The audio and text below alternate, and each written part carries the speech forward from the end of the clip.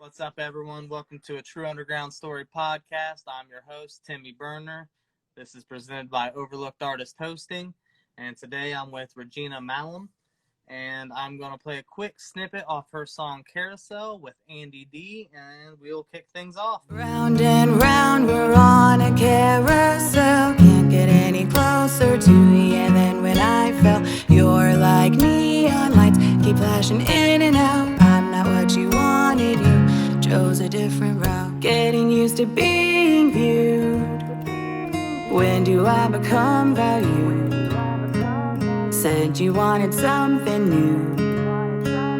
This was just a game for you. Thought that there would be no stream, but now you're puppeteering me. I just wanna be. All right, that was Carousel by Regina Malum featuring Andy D. How are you doing today, Regina? Actually pretty incredible. I've been excited about this for a while. Well, I'm glad you're excited. So tell me a bit about yourself. Where are you from? Technically Piqua, but I lived in Houston for like most of my childhood years. What was life like for you growing up in Houston? Well, the weather was much better, I'll say. There was a lot of different things to do, and it was never like seasonal. Like, Yeah. if you wanted to go to the beach on Christmas Day, you just could, and it was totally fine. No one would look at you crazy because they were all there too. Yeah, it's definitely probably a culture shock going from Texas to Ohio. Yeah, definitely. How long were you down in Houston before making your way up here in Ohio? For 13 years. I moved there the summer I turned 16 and came back here right before I turned 28. All right. So you've been here for a little while then. Yeah. What made you decide to want to start making music? To be honest with you, I've always been obsessed with karaoke, but I've been like really scared to like sing in front of people. So I became friends with a bunch of people who were making music, and then I was like, I can probably do this. So I actually have some people to thank for my whole career here. Scotty T, he was like, hey, you want to be a singer? I have a studio, come over and like record something. So I came over and I was super nervous, like shaking, and we didn't have anything like ready. I wasn't writing at this point. So I played an Adam Van Hoos song called Flawless. He had just made the video with Christopher Daly from Only Noise. That video I'd like just dropped. So I was like, I really like this song. I want to do something like that.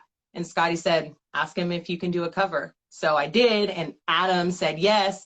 So I recorded a cover, and it's terrible. I don't ever show it to anyone because it's, oh my gosh, I was like so nervous. You can tell. You can see the growth from just that to Carousel. It's a tremendous jump in. You can see the growth. But anyway. So, and then also I have to thank Andy D, because when he heard my Flawless cover, he was like, wow, I didn't know you can sing like that.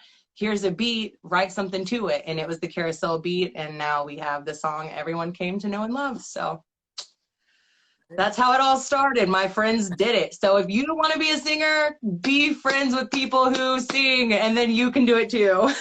How did you come about your stage name, Regina Malum? I was really hoping you were going to ask this because it's a cute little story. So I used to watch Once Upon a Time when it was coming out on TV, and the evil queen's name is Regina, and her name is Regina because that means queen in Latin. So I was like, hey, I wonder how you say evil, and maybe that can be like my name, and it's Malum. And I was like, okay, love that. Evil queen.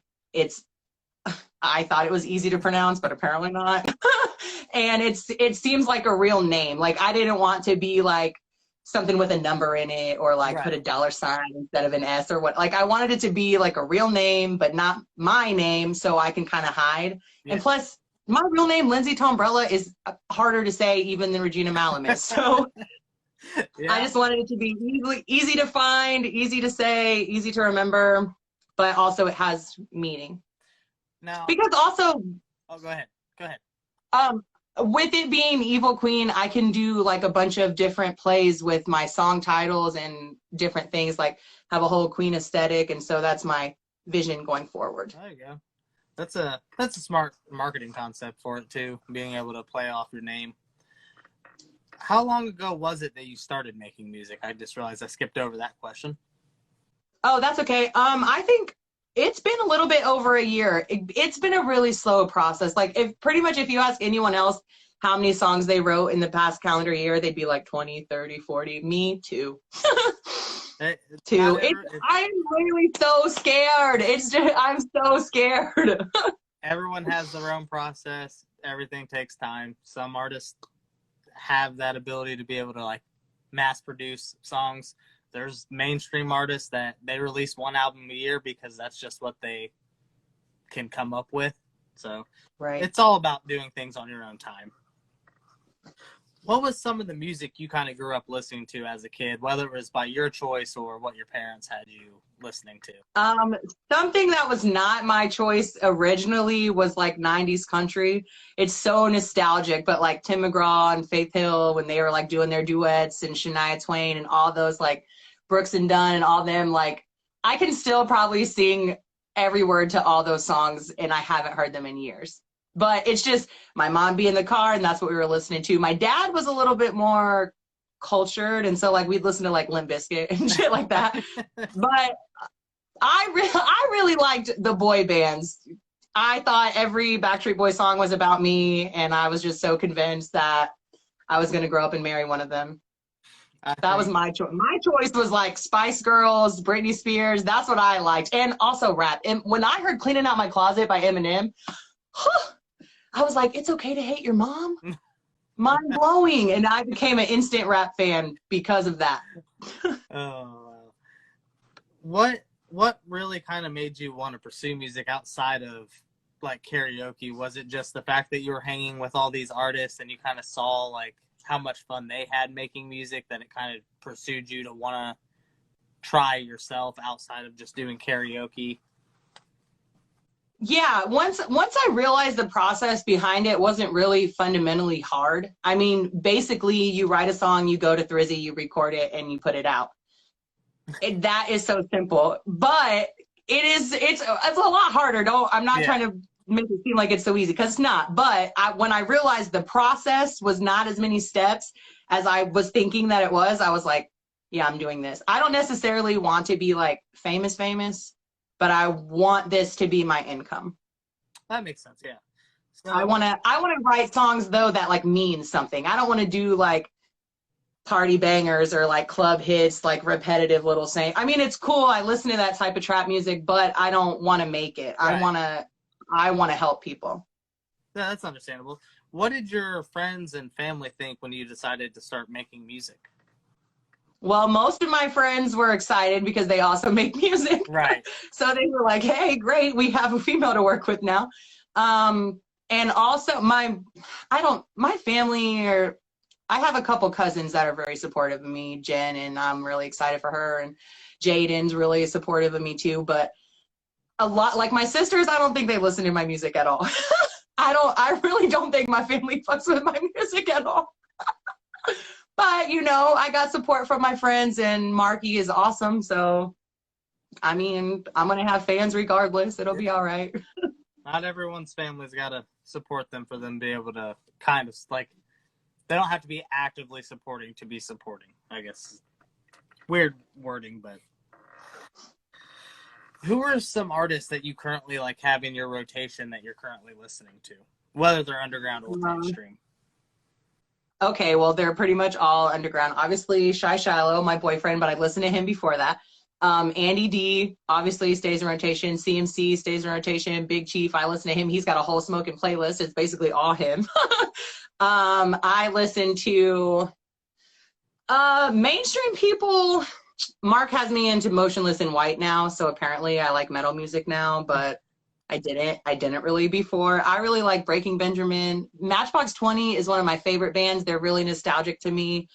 I like their lyrics, and that's kind of what I want to do. Like, right. I can still sing all the words to all the Matchbox 20 songs because they like hit me, and I want to do that too. That's understandable, yeah. Matchbox 20 had some good songs. I can't hate on that.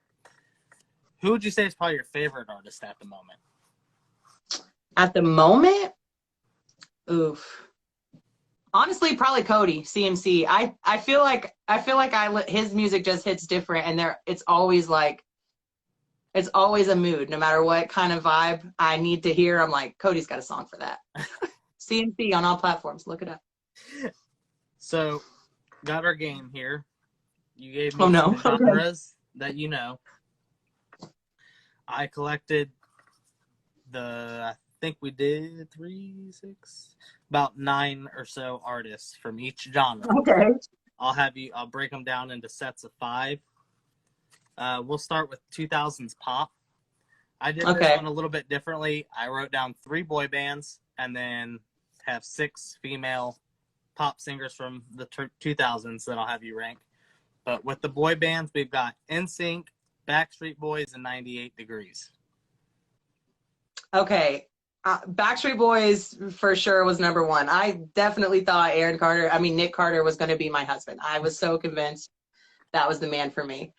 We'll put NSYNC in the middle and 98 Degrees on the bottom just because I don't know as many of their songs. Yeah, when I was doing this, I was like, man, I feel like 98 Degrees is like a deep cut already. And my fiance helps me with writing things because she's got better handwriting than me. And she was like, yeah, we probably should stop at 98 Degrees because she was huge into boy bands growing up. So she was like naming all these other ones. And I was like, yeah, I couldn't tell you a single song from any of them. Now we've got Britney Spears, Christina Aguilera, Pink, Shakira, Gwen Stefani, and Kelly Clarkson. Oh, man. Okay. Okay, like favorite Britney Spears for sure. And then we'll do Christina. Then Kelly Clarkson, because when she won American Idol, I was hyped for her. And she like has had such a great career since She then. has. She's had a great career. I really like her. And then we'll do Gwen Stefani has some good throwbacks, like the Banana song. I bump that every time it comes on. I can't skip that. She'll be on there. And then Shakira, because once again, I just don't know that many Shakira songs. She can dance though. That's her body is crazy. Yeah. And then what about Pink? I might have skipped Pink. Oh, no, you said it. I just forgot it. We'll put her somewhere in the middle because I went through a little rebellious phase and she was like my icon for a minute. I'm a huge fan of Pink. I actually will go out of my way to listen to Pink every once in a while. Then we'll go to rap here. Okay. I went ahead and got chart toppers. That way I knew for a fact it was an artist that you've at least heard of. We have Eminem, Jay-Z, Kanye West, and 50 Cent, and Lil Wayne. Okay. I have 4 more after that, but I'll have you rank those ones separately. Okay. We'll do Eminem top, of course. He's like one of my favorite artists of all time. And then Lil Wayne. Lil Wayne is funny. I don't care. He's funny. He is so smart lyrically, and his puns are hilarious. And like, I'd laugh at myself too if I was saying what he said. He's so funny. Not Kanye. Definitely not. I am not a fan of Kanye. Not at all. I am not a fan of Kanye. We'll put him on the bottom for sure. Then we'll do, after Lil Wayne, we'll do 50 Cent because he was like dominating there for a while in my head when I was growing up.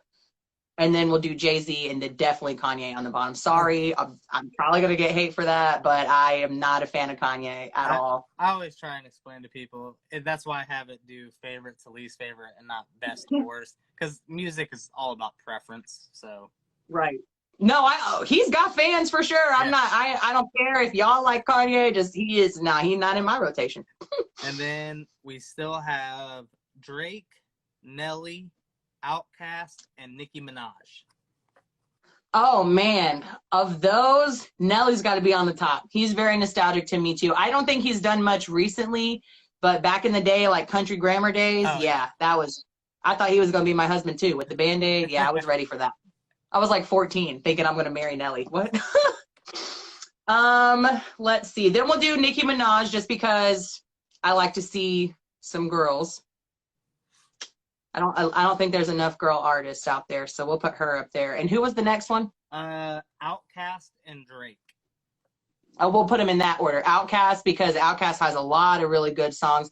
Drake, I know he's got the most #1 hits, whatever, blah, blah, blah, but I just don't personally listen to him a lot. That's fine. Now, you had me get into a category that I'm not too familiar with here. 90s country. I know what it's going to be. I went ahead and went with some of the names I do know. Some of them I listened to when I was growing up. But I'm going to give you them in sets of 5. The first 5 we have are Tim McGraw, Shania Twain, the Chicks, formerly known as Dixie Chicks, Brooks and Dunn, and Keith Urban. Okay, Shania Twain definitely first. I love her. Then Tim McGraw. Then the Dixie Chicks. Then Brooks and Dunn. And then Keith Urban will be last because I don't know a lot of his stuff. But I do like his voice. He's got a good little twangy. I do like his voice. I just don't know a lot of his content. Oh, that's fair. That's fair. I honestly was unaware that he was from the 90s in music. I thought that was more 2000s. Then we've got Garth Brooks, Reba McEntire, Martina McBride, Alan Jackson, and Faith Hill. I love all of them. That's probably the toughest group to rank so far because I love all of them. I'm a huge fan. Tim McGraw, Faith Hill together as number 1. So I like her as number 1 for this. Man, Martina McBride, she can sing. We'll do her second. And then I don't want to rank the rest. I just want them all to be third. That's fine. You can do ties. I allow ties. We'll do everybody else ties. I had just finished actually rewatching Reba's TV show she had for a while.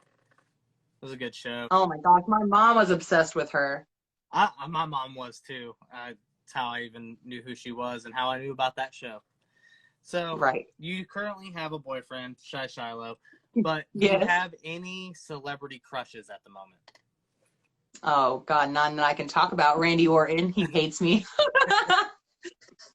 I really who my celebrity crush really is Evan Peters from like American Horror Story and etc. I like it spooky. I don't know. Yeah, it's him. It's for sure him. He seems like he's a good guy in real life, and I care about that. Yeah. You know, I don't hear anything about like Evan Peters beating up on his girlfriend or anything stupid, you know? Yeah. So I just feel like he's wholesome. That's understandable. Yeah, I feel like he kind of had like a huge wave like after like the first couple seasons of American Horror Story came out where a lot of women really were drawn to his looks. Right. Who's an artist you would say or artists that kind of influenced your style of music? Well, I don't know. I don't know exactly influence. I have to say Eminem, even though I obviously don't like rap or sound like him, but just because I like the way that he tells his life in his songs, and I want to also do that. But I don't really think that I sound like anyone, and I don't make music to sound like other people, but definitely he is part of that. And then like Stevie Nicks, I like her like old school vibe, and people tell me that like they get Stevie Nicks vibes from me, which is crazy to hear that, but I like that. I would say them two are probably the biggest, like my go-to influence. It's probably them. Okay. As I say, I remember you had posted that people were telling you that you had like a Stevie Nicks sound about you. I could see it. I want to say I feel like if with the right background beat, you could also probably get somewhere close to like a Regina Spektor sound to you. Okay. She's talented. I don't know if you ever watched the show Orange is the New Black. She did the intro song to that. Oh, wow. Okay, cool. What's one of your, you just released a song with Shy Shiloh called Sorry, Not Sorry, Bitch. It was going to come to you in a second. What was that like writing that song for you? Okay, we wrote that. I don't know how long it took Marky to write most of the song, but I wrote my verse, I think pretty quickly. We were like voice chatting each other on Messenger, and he was like, this is the beat. And I was like, I don't know how to follow guitars. And he was like, well, you have to say words to that. And I was like, okay. So then I wrote like my first 2 lines, and then I like voice recorded it to him, and I was like, okay, how does this sound? And he was like, it's perfect. He thinks everything I do is perfect. So it wasn't, it was like not there for criticism. He was like, it's awesome. I love it. So it was like, it was really fast. I knew what I wanted to say. The topic was easy, and it was easy to follow the guitar. So boom, boom, boom. And we wrote it. But I have to do that. If I like, I'm going to write this song. This is why it's taken me so long to drop another song. It's been like a year since I did Carousel, because I will just not look at it. But if I'm focused and we're doing it, then I can write it in 20 minutes, be done, and we're over. I overthink a lot. So I need to get it done and over with, so that way I don't have a chance to overthink it. Yeah, definitely don't want to overthink things, because then things get complicated when they don't need to be. Right. Who's an artist that you want to work with someday? Any artist, if like money's not an issue. A mainstream artist, I really want to work with Chris Daughtry's band, Daughtry. I want to get into like a rock sound, but like I don't. Evanescence style. Yeah, I want to get into a rock sound, but not necessarily screamo. I don't want to be like yelling, but I do want to get into some rock stuff. So them, and then obviously Matchbox 20 would just be fucking crazy. But I would love to like meet them and work with them too. Yeah, I want to say probably a song I listened to a lot growing up to listening. Oh my God, I can't talk. A song I grew up listening to a lot was a song with the lead singer of Evanescence and Seether. I just can't remember what the name of the song was, but they had Broken? a song together. Yes, Broken. That was it. Good song. That is a great song. You doing something along those lines. Yeah, that's exactly what I mean. That's what I want to do. What would you say has probably been the most rewarding part of your music career thus far, even though it's been pretty short, but Right. Okay, I'll tell you this. When Carousel hit 1,000 plays on Spotify, I literally cried. I cried when I put it on Spotify. I cried every time anybody ever anywhere listened to it. But when it hit 1,000 plays, I literally bawled my eyeballs out because I was so excited. I'm the only person that I know whose first song to hit 1,000 plays on Spotify is their first song ever. Not their first song with this new band, not their first song since their 10-year hiatus, not their first song since they started going to a real studio, aka Thrizzy. My first song literally ever hit 1,000 plays on Spotify. And I was like, that's when I was kind of like, I could do this. So Marky and I's song hit 1,000 plays earlier today, and that was awesome. So now I don't have any songs with the little carrot on my Spotify, which is just, it's nothing. It's just, it doesn't mean anything right in the grand scheme of things. But to me, that's a flex. Yeah. No, that's understandable. I mean, you should be proud of any achievements that you come across in this industry. It's a hard industry to crack, so any achievement, Right. whether they're big or small, is something to definitely be praised. Have you thought about trying to promote Carousel, like on TikTok, by making TikToks with the audio? Yeah, kind of. Like every time, like I went to Kings Island a few weeks ago and saw their Carousel, and I was like, hey, we should film the video like right now. And then Cody CMC was like, well, you got to get permission. You can't just do that. I was like, well, damn. But they do have this Carousel museum in Sandusky that's apparently close to Cedar Point, and it's like a bunch of decommissioned Carousel pieces, and I thought that would be interesting. So I do have like a desire to promote it more. Like I want to make a video and like make it a real song, but it's expensive. That part is expensive. You can buy the beat for 20 to 80 bucks or whatever your lease is, depending on your producer and stuff. And then you go to Thrizzy, 50 bucks an hour, get your song recorded. And then that part's relatively cheap compared to then it's $5,000 for a video. Yeah, that's it. Music in general is hard to, even on my end, shit's expensive. Right. So I feel it. But yeah, making videos is definitely not cheap. I know a lot of guys, it's about $250 per video, if not more. So, what would you say has probably been the hardest thing for you as an artist? The hardest thing is getting out of my head. Cody tells me all the time I am my worst enemy. And I am. I so am. get up there in front of the microphone at the studio and I just literally shake, and I just can't get over it. I hate that I feel like I'm the least talented person in the room, because that's not true, but I can't get out of my head about it. That's definitely the hardest part, realizing that I am good enough to do this. Yeah, definitely got to find a way to shake your nerves. I'm a big pot smoker. Yeah. We be at the studio having 420 time. Yes. Yeah, smoke, chill the nerves. It'll be all good. You recently got to actually perform your song live, so I was curious how that went and what that experience was like at Big Chief. I did. We were at the Family Affair 420 Fest hosted by Big Chief, and that was awesome. It was great. It was like, I was so scared, but I was there with Andrew, so I had Andy D on stage with me, obviously. So it was just like during his set, so it wasn't as like intense as like if I had a full set and I was just like up there scared. So it was really nice that I had my friend with me and we both kind of like did it together, and I knew he was going to kill it because he's been in like 15 shows, so he knew what was up. And then I had like all my other friends like Dorian and Cody were like singing it from the audience, and I was like, oh my god, not my friends know my song. It was great. It was really a surreal moment. And then when it was over, I was like, I want to do that again. That's awesome.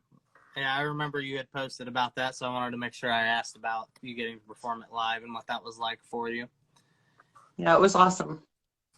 If you approached somebody you didn't know on the street and had to kind of describe your music to them, how would you describe your style?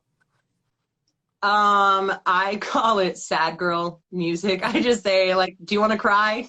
Put on Carousel.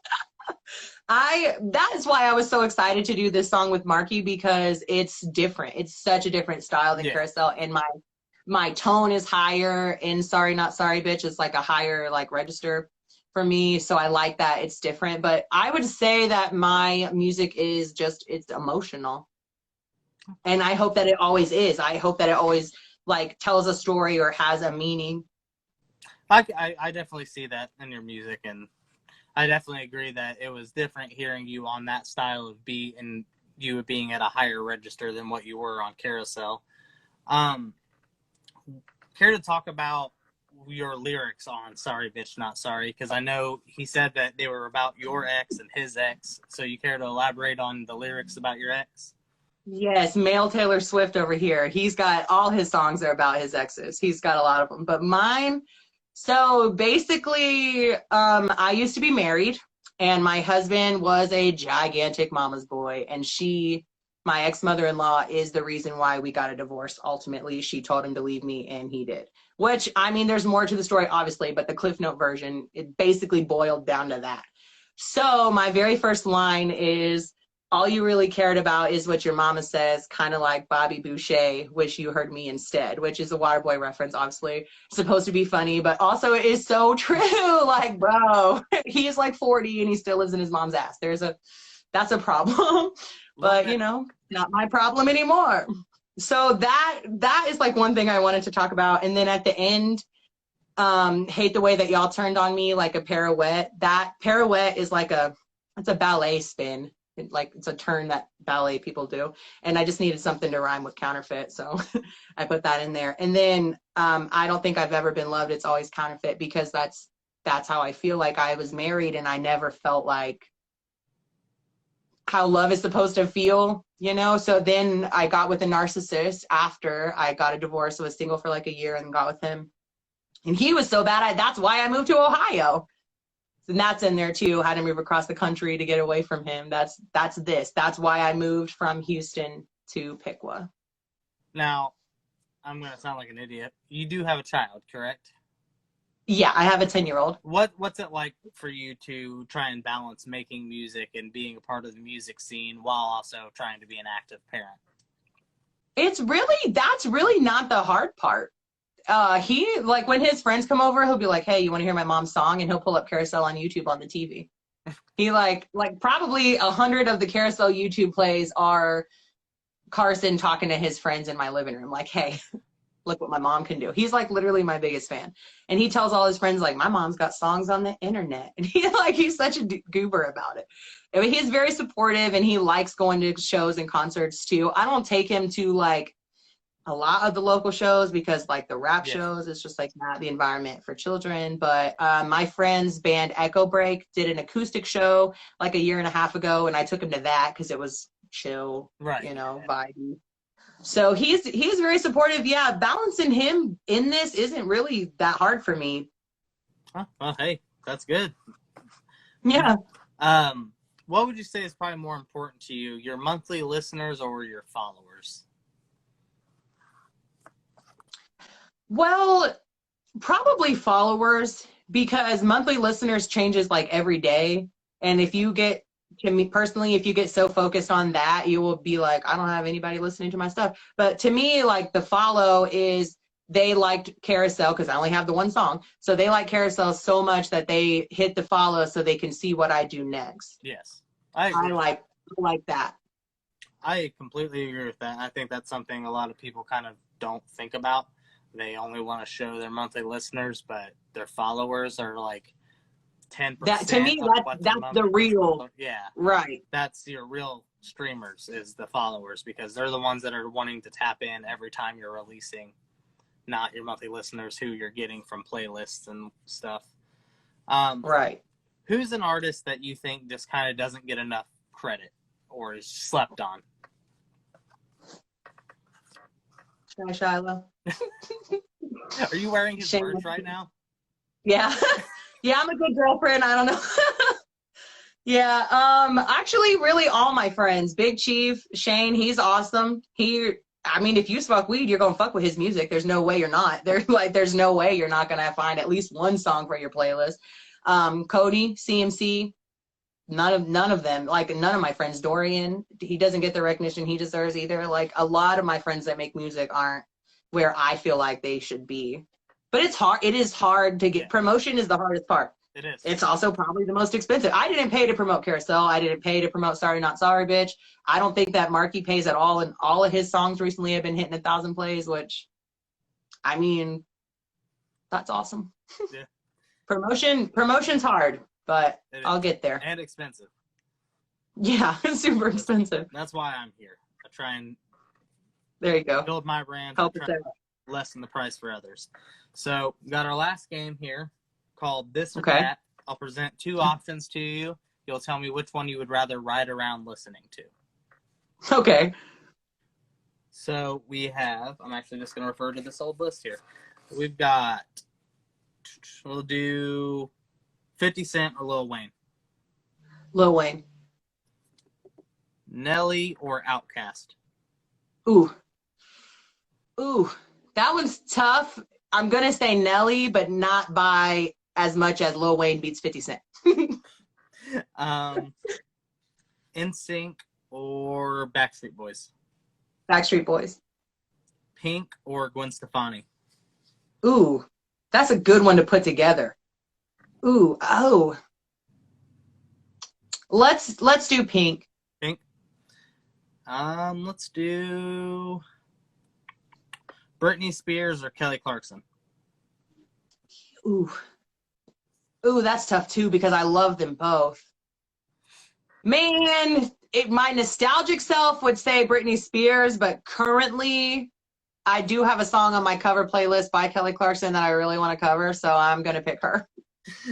And then we'll go to country here. Brooks and Dunn or the Dixie Chicks? Ooh, Dixie Chicks. Goodbye Earl is still a banger. Garth Brooks or Alan Jackson? Ooh. I'm going to say Garth Brooks. I probably know every single Garth Brooks song that's ever been released. I don't think that that's the flex I just acted like it was, but it's true. Tim McGraw or Faith Hill? Oh, man, you can't put them together. Probably him, though. Probably Tim McGraw. And then we'll do Shania Twain or Martina McBride. Oh, that's a tough one, too. I'm going to have to go with Shania, but that was tough. Let's do Bruno Mars or The Weeknd. Bruno Mars. My son really likes Bruno Mars too. We'd be jamming to Grenade a lot in the Lazy song. That's a good song. I can't Yeah. get on that. Machine Gun Kelly or Kid Cudi? Not MGK. Not MGK. No, Kid Cudi. I know one Kid Cudi song, and I would play it on repeat before I put MGK on shuffle. Let's see here. Let's do one more. We got DMX or Ja Rule? Ooh, that's super throwbacks. I'm gonna go with DMX. I was just listening to some of them earlier today, actually. Yeah, DMX was one of my favorites. He's a goddamn goat. But Right. what would you say is your idea of making it in the music industry?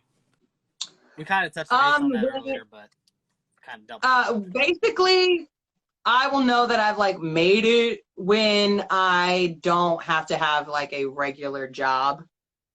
When music's truly paying my bills, that'll be enough for me. And that doesn't take as lot as people think it does. There's a lot of local artists around here that aren't mainstream, that people don't know on that scale, who music pays their bills. And I want to get to that level. Also, I'll know I've made it when I record with Drizzy and I'm not nervous.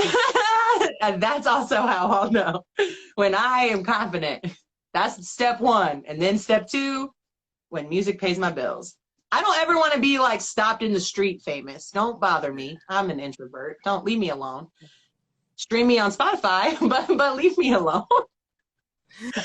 Yeah, I mean, I've heard stories of even mainstream artists or actors and comedians where they don't actually ever kind of break those nerves because they still have that passion for it, that they don't want to fail, to where they always have those nerves of always wanting to put out the best. So just don't ever let the nerves get the best of you. Okay, that makes sense, actually. Thank you. I'm glad you said that. What would be some advice you give to your younger self or a younger person that wants to pursue music?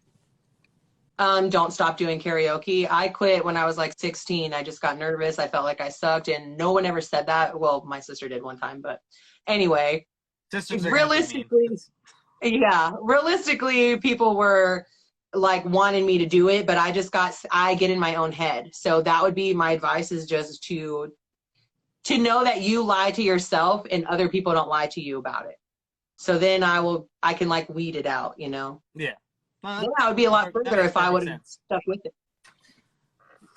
And then before we talk about the whole process of making Carousel, what's some change you'd like to see in your community?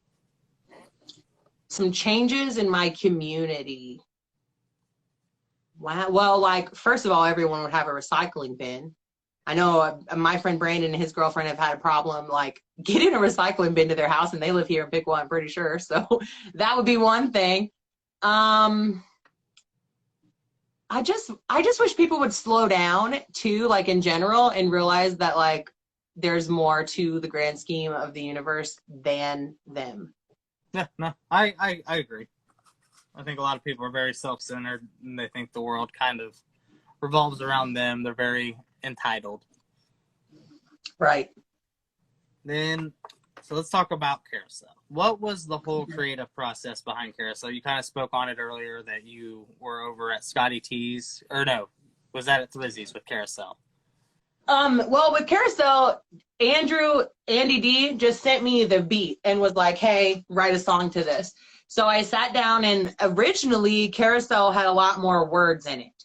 It was a lot more jam-packed lyrically. And then I recorded that with my friend Bradley recorded it before Andy wrote his verse.